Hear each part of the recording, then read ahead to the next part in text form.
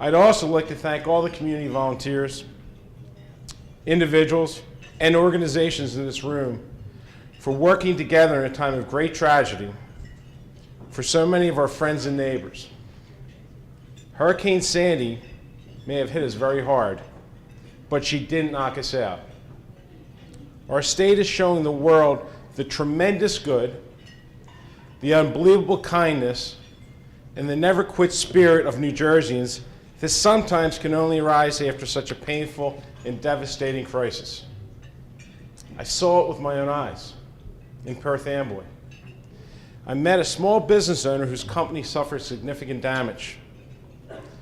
But defiantly, she told me not only was she committed to rebuilding her business, but Sandy wasn't going to get the best of her. She was going to rebuild it and expand her business. This is only one of the many incredible displays of strength and kindness that occur in the wake of disaster. Tremendous credit goes to our governor and his cabinet for the swift and thorough response to this tragedy. In this moment of great adversity, New Jersey has shown this country the best it has to offer. New Jersey's resilient, New Jersey's tough, and New Jerseyans are compassionate. Our citizens have shown that as we stick together, they emphasize what President Clinton said earlier this year. We're all in this together is a better philosophy than you're on your own. The commitment to helping our neighbors should not begin, nor should it end with tragedy. But it should be something our elected officials strive for each and every day. As we recover from the storm, we need to be mindful that many of our neighbors face their own Sandy each and every day in New Jersey.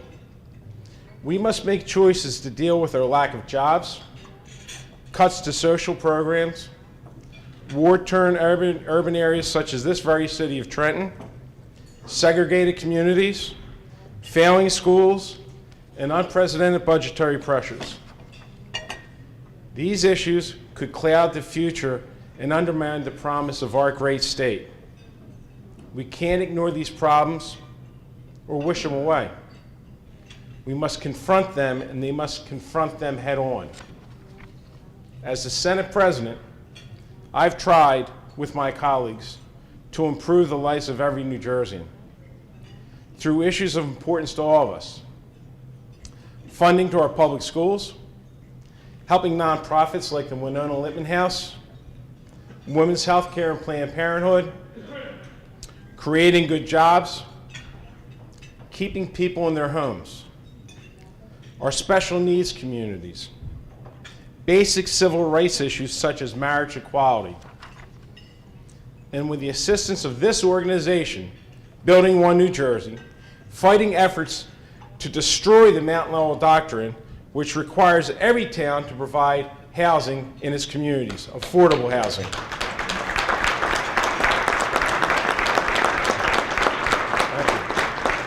We made many tough and politically unpopular decisions. It certainly would have been easier to shy away from many of these issues. But true leadership demands a willingness to move forward. But there's much more to do. First and foremost, we're all aware the state's facing 9.7% unemployment, among the highest in 35 years, and the fourth highest in the nation. As with all issues, I've been willing to set aside politics and work across the aisle on issues that put New Jerseyans back to work. But this administration has chosen not to make the investments necessary to help the people in the state find a job or earn the wages they deserve. The people of the state deserve better. They deserve a leader who's willing to look behind the numbers, like the unemployment rate, and recognize they're not just numbers, they're people. Well, let me tell you something. I'm a union iron worker. I know what it's like to be unemployed. I know what it feels like to have to go to the grocery store with your credit card because you can't take care of your family and put food on the table. I sit in a union hall every morning and I see friends that I've worked with for 30 years, grown men, tough guys. You know, us iron workers, we think we're tough. I'm not going to say tougher than carpenters. I'm not. I know better. But really brave, tough, honest, hardworking people. Tears in their eyes. Their marriage has been destroyed because of the economy. They're losing their home. Their children can't go to college now. Everything they dreamed of, gone.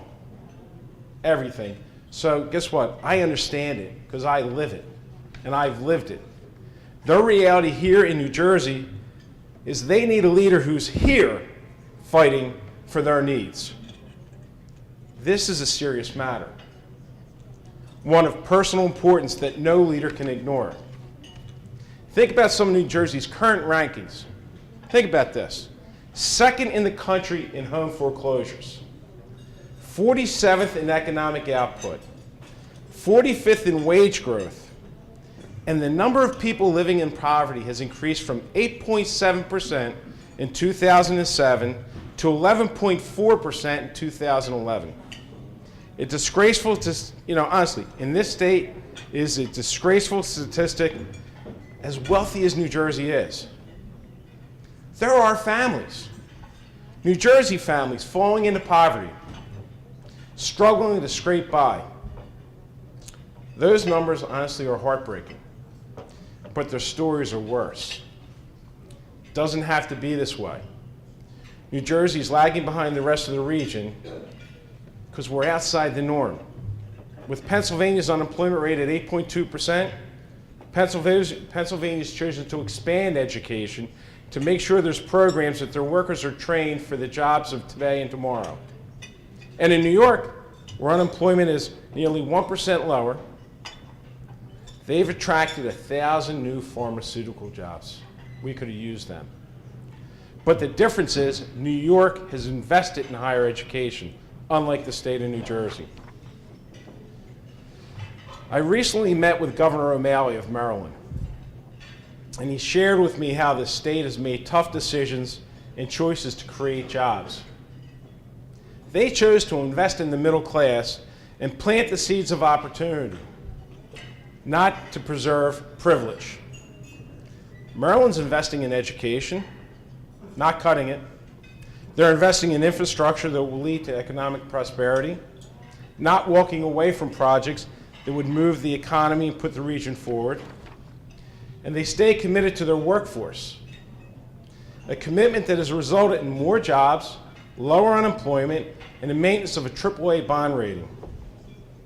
While I like a lot of things about Maryland, the people in this room and across this state, they're my priorities. I love New Jersey. I love the people of New Jersey. That's why I'm focused on initiatives like Jobs for New Jerseyans, which provides that we provide financial assistance for small businesses to hire people off the unemployment rolls. We need to do these types of things to put people back to work, because without jobs, there's no progress. Second, we need to raise the minimum wage. Is there any debate on that? Now, I got to tell you a story. Back in 2005, I was the prime sponsor of the minimum wage. And I had a cost of living increase in the bill. I had it. 2005. And the leadership of my party told me, if you want to pass the minimum wage increase, you got to take it out. Didn't want to. Didn't agree with it. It meant something to me. Took it out because I didn't want to deprive a minimum wage increase. During the hearing, I was the chairman of the Labor Committee, a Hispanic gentleman comes up with an interpreter. He says, I work 16 to 18 hours a day, 6 days a week, and if I could get 7, I would do 7 to provide for my family. He says, please raise the minimum wage. And one of the senators on the committee said, don't you think if you learned English, you could make a better life for yourself? It's real. I couldn't believe he said it, but he did. Through his interpreter, he said, if you pay me more, I will work less. I will learn English, and I will make a better life for my family. Now, they denied me the opportunity to provide a COLA in 2005. Fast forward to 2012. We're going to raise the minimum wage, and we want to raise it the right way. We have testimony, long testimony on the minimum wage, pro and con, and at the end, the last person to testify is a young Hispanic father with 2 children in the audience with his wife, and he's saying, I work 50, 60, 70 hours a week, every week, because I can't provide for my family. Please raise the minimum wage. Now think about it, it's 7 years later. We had a chance in 2005 to raise the minimum wage to help the working poor get out of poverty. Well, we didn't do it then. We're going to do it now. I promise you, we are going to do it. We're going to move forward with it because we're going to give the governor 2 choices. Speaker Oliver is passionate about this issue. We have a bill that we're going to put on the governor's desk. But if he doesn't sign it the way it is that provides the COLA, then we are going to go to the people of the state of New Jersey and ask them to approve it so the working poor do not have to stay in poverty forever.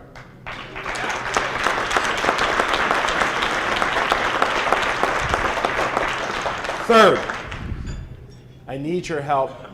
I really need your help in our continued fight for the independence of New Jersey's judiciary. Let me tell you something. Everyone says that I got mad at the governor because John Wallace was my personal friend. John Wallace is somebody that every young person should idolize in this state. John Wallace was a coach of Little League, was a community partner, always looking out for kids, always doing good things. He was a municipal judge, a Superior Court judge, an appellate court judge, then a Supreme Court judge. He was a man of quality and character. I got a phone call one day from the governor. He said, I've decided not to reappoint John Wallace. I said, you're kidding me, right? How? How could this man of character and stature, how could you not reappoint him?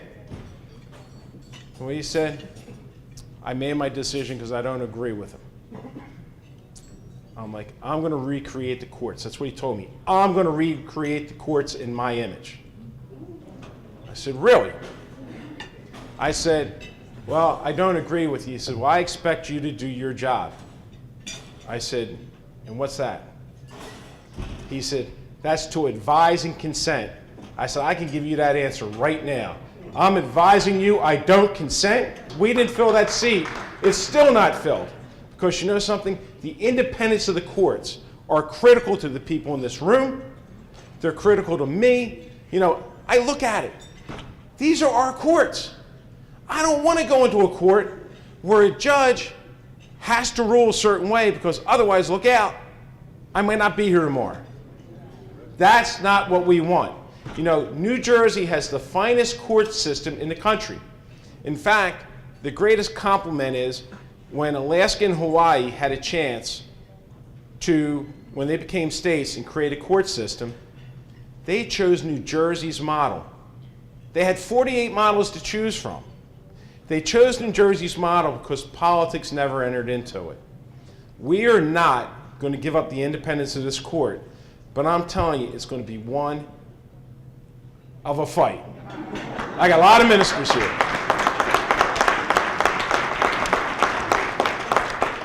And finally, can anyone in this room tell me why millionaires and billionaires can't contribute just a little bit more to help everyone else? Anybody got an answer? Last time I checked, under the George Bush tax cuts that have been continued, these guys are doing pretty well. Pretty well. We put a bill on Governor Christie's desk to be fair and raise the income tax on the wealthy just a little bit. It would have provided over $600 million that are going to go into social programs in our schools. But guess what? He didn't veto it once. He vetoed it twice. We don't need to take care of millionaires. After last Tuesday, taking care of millionaires should be the last thing on anyone's agenda. We will never be able to get up off the mat without the resources that we need. In the last days of, like I said, we'll never get there. Honestly, we got a tough path ahead of us, a very tough path ahead of us. But we can do this together. We can walk down that road together and make the tough choices that's going to make this state great again, and look out for the people that we should look out for. So I just want to thank everyone here for your time, hearing me, but understand one thing. This is not about me. It's not about you. It is about us. It's about your saying, Building 1 New Jersey. That means everyone is included. God bless you all, and thank you.